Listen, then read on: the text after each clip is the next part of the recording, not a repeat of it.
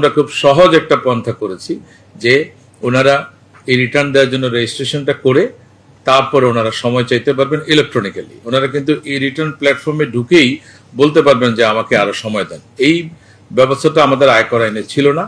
আমরা গত বছর আয়কর আইন পরিবর্তন করে বলেছি যে কমিশনারগণ আমাদের ট্যাক্স পেয়ারদের রিকোয়েস্টে সর্বোচ্চ 90 দিন পর্যন্ত টাইম চাইতে পারবেন। এই টাইম চাওয়ার জন্য আপনাদের কোথাও যেতে হবে না। আপনার গাড়িতে বসে লগ ইন করে আপনি বলবেন যে আমার সময় দরকার, আর আমাদের ডেপুটি কমিশনাররা কমিশনারের অ্যাপ্রুভাল নিয়ে সাথে সাথে এটা অ্যাপ্রুভাল করে দেবেন। গতকাল পর্যন্ত আমার জানার মতে প্রায় 20,000-এর মতো অ্যাপ্লিকেশন আমরা এটা অ্যালাউ করেছে এবং আজকের দিনে আরো অনেক পড়বে। তার মানে আমাদের কিন্তু 30শে জুন পর্যন্ত রিটার্ন দিতে পারবে যদি 90 দিন আমাদের কমিশনাররা অ্যালাউ করে।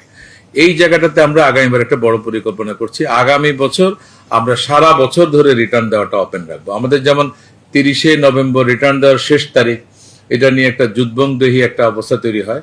আমরা বলছি 4 কোয়ার্টার আমরা ভাগ করব।